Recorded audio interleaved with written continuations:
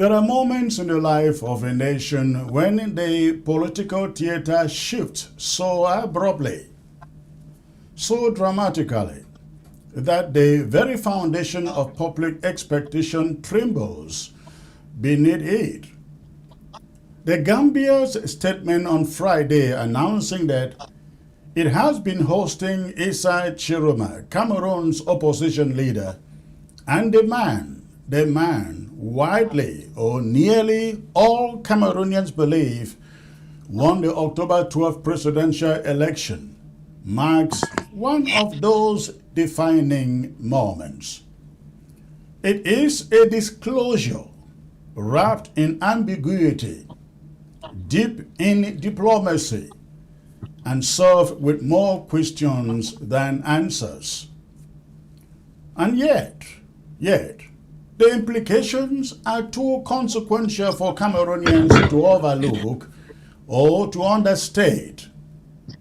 According to the Gambian government, Tchiroma has been in their custody since November 7th.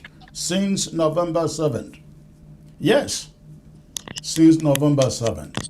That is nearly 3 weeks of silence, 3 weeks of secrecy, 3 weeks of political vacuum in Cameroon, while the man believed to have defeated Paul Biya was being quietly hosted under humanitarian grounds. Remember, Biya was inaugurated on November 6th.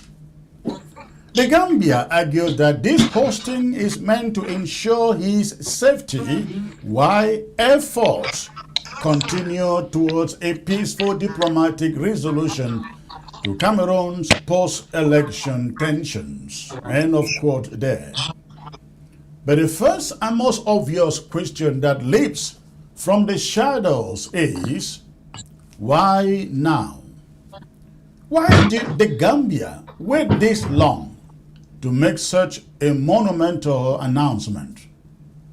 What has been cooking in the quiet corridors of Banjul? What diplomatic ferment has been swirling behind closed doors in Banjul? And what is it that they are not revealing? What are they not telling Cameroonians?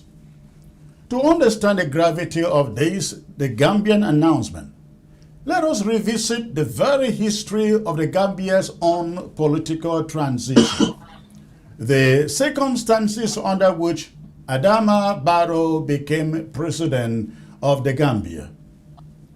Because embedded in that history is a blueprint, a precedent, a reality that has haunted Cameroonian imaginations since October the 12th. In 2016, Yahya Jammeh, who had ruled the Gambia for 22 years, lost the presidential election. Adama Barrow, current president, his opponent, that is Yahya's opponent, won. But just like the stubborn and desperate regime of Paul Biya in Yaoundé, Yahya Jammeh refused to accept defeat. He declared the elections fraudulent. He swore he would not step down. The Gambia, one of the smallest countries in Africa, suddenly became the epicenter of a constitutional crisis. Adama Barrow, current president, had to be sworn in, not in Banjul, not even on Gambian soil, but in Senegal. The ceremony took place inside a Gambian embassy. He was sworn in exile because his own capital was in the grip of a ruler who would rather burn the country than hand it over peacefully. And then came the turning point. ECOWAS forces, primarily from Senegal in Nigeria, entered the Gambia. They marched towards Banjul. Under mounting pressure, Yahya Jammeh fled into exile. Adama Barrow returned home, not as a hostage to circumstances, but as a president carried into power by both democratic legitimacy and regional resolve.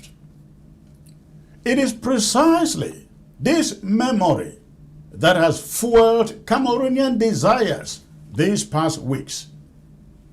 It is this model that Cameroonians have fervently prayed for, that Issa Tchiroma should be sworn in from abroad, and that a regional force or some coalition of justice would pressure Paul Biya to vacate, to leave the presidency, to surrender power. So now, with Issa Tchiroma in the Gambia, one cannot ignore the question burning in every Cameroonian heart. Is he there to borrow from their experience?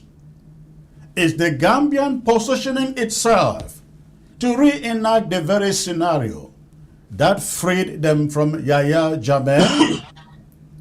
The parallels are too striking to dismiss, yet the differences are even more revealing and perhaps more troubling. Let us peel back the layers of the Gambia's statement. It claims that Issa Tchiroma is being temporarily hosted to ensure his safety. But hosted from whom? Hosted from what? Hosted why? If Cameroon is a sovereign state, and if the elections were as transparent as Yaoundé pretends, why would the presumed victor require humanitarian refuge? The statement continues, noting that the Gambia respects the sovereignty and the territorial integrity of AU member states, and that its territory, that is, the Gambia, will not be used for any subversive activities against any government. It doesn't name anyone, but any government. This line is critical and it must be noted. It must not be glossed over. It means simply this, and it is that Tchiroma's hands are tied. He cannot launch operations. He cannot announce a government in exile. He cannot mobilize political activism from Gambian soil. Tchiroma cannot declare himself president. He cannot call for insurrection or an uprising. He cannot even engage in anything that can be interpreted as undermining the regime in La République du Cameroon, that is in Yaoundé. This is diplomatic containment. Diplomatic containment, not imprisonment, but constraint. The Gambia is hosting him, but it is also restricting him. This is why Cameroonians must understand the deeper ramifications here. If anything is going to change in Cameroon now, it will not be because Issa Tchiroma acts. It will be because Cameroonians act. Let us further examine the other critical line in the Gambia statement. The Gambia is working with regional partners, including Nigeria, to support a peaceful negotiated outcome. Take note of that. Nigeria, that regional giant, whose interests always overshadow any crisis. Nigeria, whose position could tilt either towards stabilization or complicity. What exactly are they negotiating? What exactly? Two possibilities exist, number one, and both are enormous. Number one, they are negotiating Tchiroma's capitulation, the surrender of his victory for the sake of stability, peace. The possible option is, number two, they are negotiating the removal of Paul Biya as they once helped negotiate the removal of Yahya Jammeh. Those are the two chances of what is going on. Which one could it be? The statement does not tell us. It does not hint. It does not even give the illusion of clarity.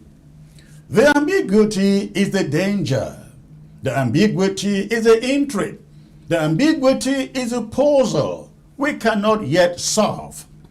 And then there is the silence of Barrister Alice Income, Tchiroma spokesperson.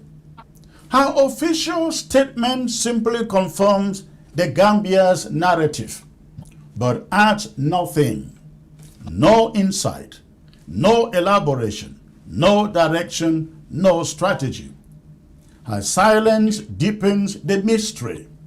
It signals that whatever is happening is bigger, more delicate, more sensitive than they are willing or permitted to disclose. But there is another interpretation, ladies and gentlemen, a more sobering one in that matter. Maybe, just maybe, they too are in the dark. Maybe Tchiroma is not in control of the narrative. Maybe, just maybe, circumstances have overtaken the revolution's timetable. Nobody knows. This is where Cameroonians must wake up. If change is to come to your country, you must initiate it yourself. You must stop hoping that salvation lies in the exile of one man. You must stop believing that Tchiroma alone will dethrone a 42-year-old system of corruption, brutality, and decay. There comes a time when a people must rise like the ABSTV did, not because a leader instructs them, but because justice demands it. Cameroonians must realize that their liberation is not an imported product. It is a domestically manufactured mandate. Tchiroma remains the leader of that movement, of that revolution. Yes, his moral authority is still intact.